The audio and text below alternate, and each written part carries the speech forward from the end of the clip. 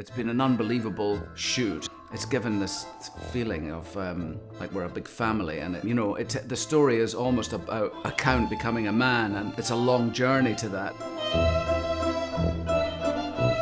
Show, I would say that it's a profound, heartwarming tale about a man who is locked away in the Metropole Hotel for a life sentence for being an aristocrat in the Soviet Union in 1922. And it's a story about how this man finds himself in a way, and in many ways finds redemption as well in the people around him. I remember walking on set and I was like, oh, it just keeps going. I'm a child.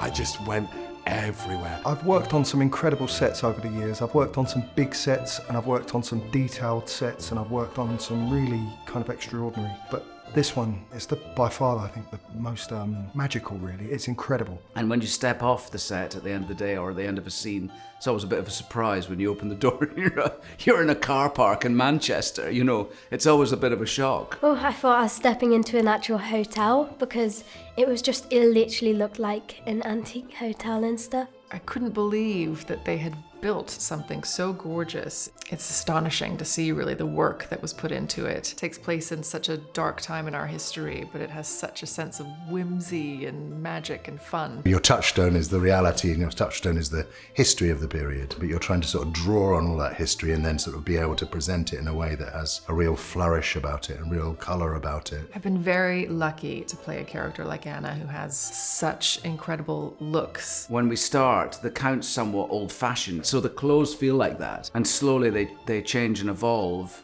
but we still see them some of the pieces come back throughout many years, And then we see me in my big baby grow like onesie. That was as fun as anything, was to show this elegant man who obviously takes a great deal of care over his appearance, waking up in the morning with a moustache like this, Our sets, our costume, our makeup and hair, all of the departments are so good, like so high class, and it's rooted in reality, but there's something heightened about it as well. We can go from being completely emotional, heart-wrenching, to being almost farcical in moments. We placed ourselves in a world and we gave options as to how we want to inhabit the world, but we didn't fully remove ourselves. There's parts of Mishka that are me.